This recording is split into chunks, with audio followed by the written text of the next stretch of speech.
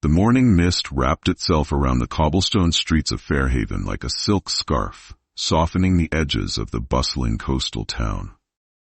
Eleanor Whitaker, at 52, was the embodiment of poise and precision, a woman whose life was as carefully crafted as the fine suits she wore. Today, she guided her Audi Q7 through the quiet streets, the vehicle humming smoothly beneath her practiced hands. The cool, salty air from the harbor mixed with the earthy aroma of fallen leaves, creating a perfect canvas for a day that promised productivity and triumph. The dawn light spilled over the colonial buildings, casting long golden shadows. Eleanor had always admired Fairhaven's charm. A town that blended its historic roots with modern affluence. A balance she liked to think mirrored her own life. She had built Whitaker Financial Strategies from a one-room office into a boutique powerhouse, the envy of the East Coast. From her corner office overlooking Fairhaven Sound to her sprawling vineyard retreat in Napa, every detail of her life reflected her relentless pursuit of success. Today, her calendar was perfectly aligned. After her morning Pilates session, she was heading to the Mariner's Nook, a stylish cafe where Fairhaven's elite gathered. Her team would join her to discuss a new proposal that could propel their firm into an even more prestigious league. The crisp air invigorated her as she pulled into the cafe's parking lot.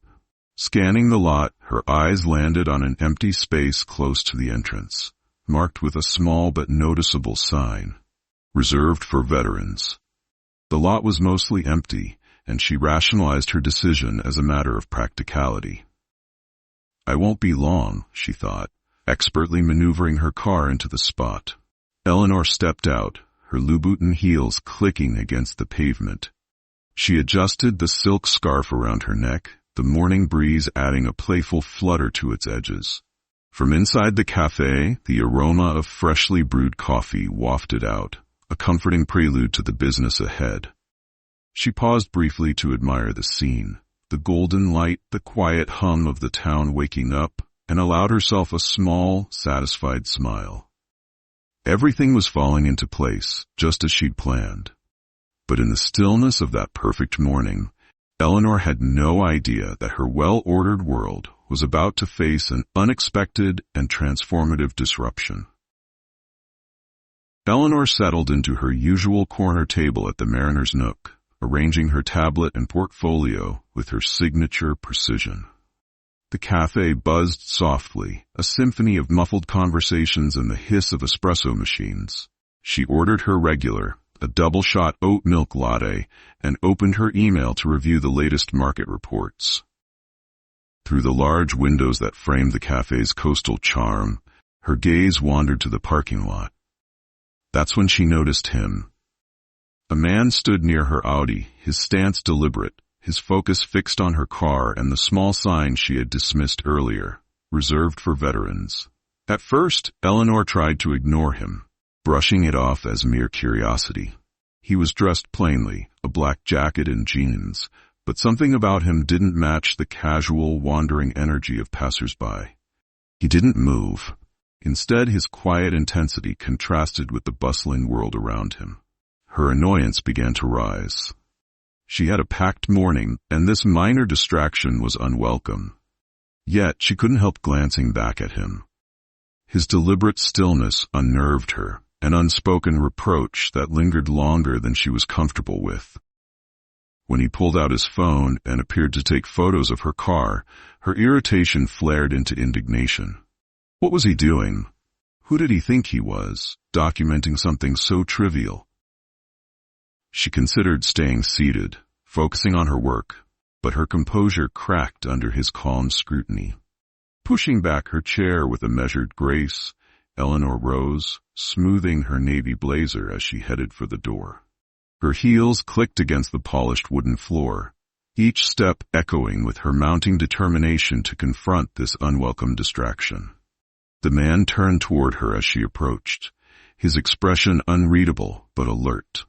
Up close, Eleanor noticed more details. The sharpness of his posture, the quiet strength in his gaze. He didn't look away as she addressed him. "Excuse me," she began, her tone carrying the authority she wielded in every boardroom.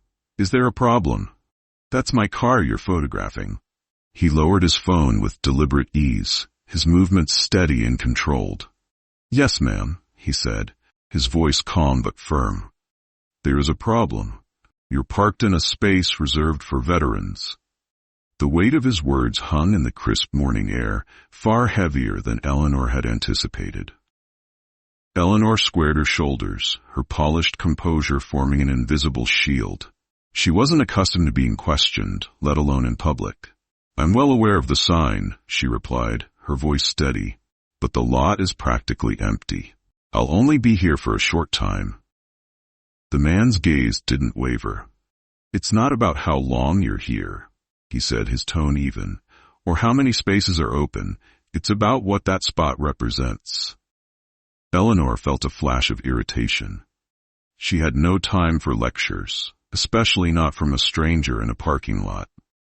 "I respect veterans," she said sharply. "My father served in Vietnam, but surely this is being blown out of proportion." The man's expression shifted slightly, the faintest flicker of something unreadable, perhaps disappointment, perhaps restraint. "If your father served," he said, his voice measured, "then you should understand why these spaces exist." Eleanor hesitated, caught off guard by the quiet conviction in his words. She searched for a response, but her well-honed instincts failed her. There was something about the man's presence, an unyielding calm, that made her usual strategies of charm and deflection feel inadequate. "Who are you?" she asked finally, her tone edged with frustration. "Commander Lucas Bennett," he said, "retired Navy SEAL." The title landed like a hammer blow, and for a moment, Eleanor's carefully constructed world wavered. She had been arguing with someone who had lived through experiences she could scarcely imagine. Her father's silent dignity after the war flashed briefly in her mind, a memory she had long pushed aside in favor of her relentless pursuit of success. "I didn't know," she said, her voice softer now, almost apologetic. "It's not about knowing who I am," Bennett replied, his tone unwavering. "It's about recognizing what these spaces mean. They're a reminder, not just for veterans, but for everyone, of the sacrifices made so the rest of us can live our lives." Eleanor felt a twinge of defensiveness. She had built her success on relentless efficiency and practicality. Did one small action really negate all the respect she believed she held for those who served? "I have an important meeting," she said, trying to regain control of the situation. "I'll be gone soon. Surely there's room for practicality here." Bennett's gaze held hers, steady and unrelenting. "Respect isn't about convenience," he said quietly. "It's about choices. And right now, you're choosing to prioritize your time over the message this space stands for." His words struck deeper than she cared to admit, leaving Eleanor standing in silence.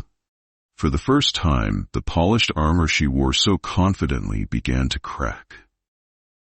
Eleanor turned sharply, retreating to the safety of the cafe, her heels clicking against the pavement in a staccato rhythm that mirrored the turmoil in her chest. She entered the warm, bustling interior and returned to her corner table, but the sense of control that usually accompanied her meticulously arranged materials was absent. Through the large windows, Commander Lucas Bennett remained in place, his presence a silent challenge that she couldn't ignore. His steady posture and calm demeanor gnawed at her thoughts. She tried to focus on her meeting agenda, scrolling through the polished presentation she had prepared. The quarterly reports, the strategy notes, everything felt suddenly trivial. Her team arrived, their cheerful greetings punctuated by the clatter of tabletops and the scraping of chairs. They quickly settled into a lively discussion about the new proposal, but Eleanor's mind kept drifting to the parking lot. She cast furtive glances out the window, watching as the commander continued to stand near her car. "Eleanor, what do you think about adjusting the equity split for the Boston deal?" one of her senior analysts asked, jolting her back to the present. she replied, blinking at the question. Yes, that could work. Let's revisit the numbers later. Her distracted tone caught the team off guard. Eleanor was known for her sharp focus and decisive opinions, yet today she seemed distant, unsettled. Unable to suppress her growing unease, she glanced out the window again. Commander Bennett was still there, his eyes scanning the parking lot as though standing guard. The image of his unwavering stance clashed with the bustling cafe around her, a stark reminder of a world she rarely acknowledged. Her father's memory resurfaced, unbidden and sharp. She recalled the faintly worn medals tucked into a box in his closet, the way he spoke sparingly about the war, but always insisted on standing during the national anthem. She had respected him, of course, but perhaps she had never truly understood him. "Excuse me for a moment," Eleanor said abruptly, rising from her seat. Her team exchanged confused glances as she walked purposefully toward the door. The crisp air hit her like a wave as she stepped outside. She approached Bennett again, her pace slower this time, her demeanor less confrontational. "Commander," she began, her voice softer than before, "I didn't mean any disrespect." Bennett turned to face her, his expression calm but unyielding. "I believe that, ma'am," he said. "But respect isn't just about intention, it's about action." Eleanor's composure wavered. For someone who prided herself on control, she found herself unprepared for the weight of his quiet conviction. As the golden light of morning continued to rise over Fairhaven, the world she had so carefully crafted began to feel fragile, the cracks spreading beneath her feet. Eleanor's polished exterior began to unravel as she stood before Commander Bennett, the morning breeze tugging at her scarf. For years, she had relied on her ability to command respect and control situations. But here was a man who neither flinched nor faltered in the face of her authority. His calm strength was unlike anything she had encountered in boardrooms or business deals. "Commander," she said, her voice quieter now, "I've spent my life respecting those who serve. I donate to veterans' charities. I attend every Memorial Day event in town. But this is just a parking spot. Surely it's not worth all this." Bennett's eyes softened, though his resolve did not waver. "It's never just a parking spot, ma'am," he said. "It's a small piece of recognition for sacrifices most people can't imagine. For some, it's the only acknowledgement they'll ever see." His words pierced Eleanor's carefully maintained defenses. She thought of her father again, of the silence he carried about his time in Vietnam. He had never sought recognition for his service, never explained why the medals stayed hidden, but he had instilled in her a quiet sense of discipline. Yet somehow, she had taken that foundation and turned it into a relentless pursuit of her own success, leaving little room for reflection. "Did you ever lose someone?" she asked suddenly, the question surprising even herself. Bennett's jaw tightened. "Too many," he replied after a moment. "Friends, teammates, people who didn't come home while I did." The weight of his answer settled between them. Eleanor looked down, suddenly ashamed of her earlier indignation. She had faced losses in her own way, clients, business opportunities, but nothing close to the life-and-death stakes this man had endured. "I've spent my life in control," she admitted, the words tumbling out before she could stop them. "Every decision planned, every move calculated. I've always believed that as long as I stayed ahead, nothing could touch me. But standing here now, I feel like I've missed something." Bennett nodded slightly, his expression softening. "Control is an illusion, Miss Whitaker. The real test isn't how well you avoid mistakes. It's how you respond when you realize you've made one." Her gaze drifted back to the cafe, where her team was likely wondering what had caused their typically unshakable leader to falter. She felt exposed, vulnerable, in a way she hadn't allowed herself to be in years. "I didn't think it mattered," she said softly, gesturing toward the parking spot. "But I see now that it does. Not just to you, but to what it stands for. It's not just about me. Bennett replied. It's about everyone who served. It's about acknowledging the cost of the freedoms we all enjoy, even the freedom to build the kind of success you've achieved. Eleanor swallowed hard, his words hitting her with unexpected force. Success, her life's defining metric, suddenly felt hollow in the face of sacrifices she hadn't fully understood. The parking lot grew quiet around them, the bustling energy of Fairhaven seeming to recede as Eleanor stood at the crossroads of her own understanding. For the first time in years, she wasn't sure where she stood, but something deep within her began to shift. The sunlight now stretched higher over Fairhaven, illuminating the parking lot and casting long shadows that seemed to mirror Eleanor's internal conflict. She took a step back, folding her arms against the cool breeze. For the first time in years, she wasn't entirely sure of herself. "You're right," she said at last, her voice low but steady. "I didn't think about what that space truly represents. I was so focused on my own priorities, I didn't consider how my actions might be seen by someone like you, or what they say about me." Commander Bennett nodded but said nothing. His silence was not accusatory but patient, giving her the room to sit with her realization. "I always thought my success justified the small corners I cut," Eleanor continued, her words flowing with an unexpected honesty. "As long as I worked hard and stayed ahead, that was enough. But standing here, I'm starting to wonder if I've been measuring success all wrong." Bennett crossed his arms, his stance shifting slightly, though his expression remained calm. "Success is a good thing," he said after a moment, "but it's not the only thing. The question is, what are you willing to trade for it?" Eleanor let out a breath she hadn't realized she was holding. "I've spent decades building this image, this life, thinking that being in control was the ultimate goal. But the more I think about it, the more I realize I've sacrificed things along the way. Respect, perspective, even my own father's values." She paused, her gaze fixed on the reserved parking sign. "He never talked much about his service, you know. Vietnam changed him, but I was too young to understand what that meant. Now I wonder if I ever really tried to understand." Bennett's eyes softened, a flicker of understanding crossing his face. "Many of us don't talk about it," he said. "It's not because we don't care. Sometimes it's because the weight of it is hard to share. But those parking spaces, those little gestures, they remind us that someone remembers." Eleanor felt her chest tighten. The life she had built, her immaculate success, her corner office, her pristine reputation, suddenly felt smaller, dwarfed by the magnitude of sacrifice embodied by the man standing before her. Through the cafe window, she caught a glimpse of her team.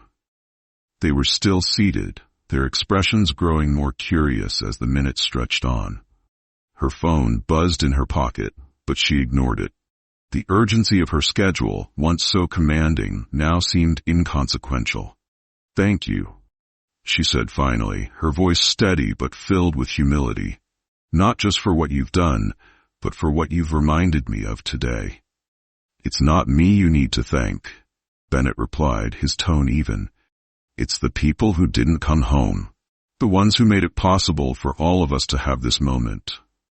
Eleanor nodded, her thoughts swirling as she turned toward her car. Her polished Audi gleamed in the sunlight, its placement in the veteran's space now a glaring symbol of her oversight. Without another word, she unlocked the car, slid into the driver's seat, and carefully moved it to another spot farther away. When she stepped out again, the walk to the cafe felt different. Longer, yes, but also lighter. A weight she hadn't even realized she was carrying seemed to lift, leaving room for something new. As she reached the cafe door, Bennett was waiting nearby. His expression had softened, his nod almost imperceptible. "You made the right choice," he said simply. Eleanor smiled faintly, a mix of relief and newfound clarity. "I hope it's the first of many."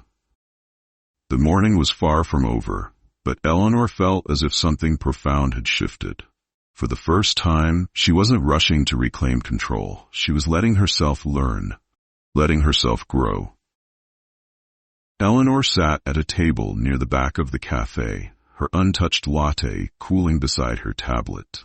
The vibrant hum of the Mariner's Nook buzzed around her, but she felt as though she were in a world apart. Commander Bennett sat across from her, his black coffee steaming faintly, the simplicity of the drink somehow reflecting the quiet strength of the man himself. "I keep thinking about my father," Eleanor began, her voice steady, but tinged with something she hadn't allowed herself to feel in years. Vulnerability. How he never wanted recognition, never even mentioned his medals. I thought it was just modesty, but maybe I didn't want to see what it really was. Bennett nodded, his gaze steady but not pressing. "Many of us carry our service quietly," he said. "It's not about avoiding recognition. It's about living with the weight of what we've seen, what we've done. The sacrifices aren't just ours, they're shared by the ones we leave behind." Eleanor swallowed hard. The polished life she had worked so tirelessly to build suddenly felt hollow in comparison to the depth of meaning in Bennett's words. She thought of her father again, the quiet moments she had brushed aside in her pursuit of her ambitions. "What does it feel like?" she asked suddenly, her curiosity breaking through her hesitation. "To carry that weight, to know you've given so much and yet expect so little in return?" Bennett took a sip of his coffee, his expression distant for a moment. "It's not easy," he admitted, "but it's not about what we expect in return. It's about knowing we did something that mattered, that we stood for something bigger than ourselves, and the world doesn't have to thank us, but it should remember." His words hit Eleanor like a wave, washing away years of carefully constructed justifications. The parking space wasn't just a convenience. It was a symbol of a life she had barely acknowledged. It was a reminder that success, no matter how grand, should be rooted in something deeper than self-interest.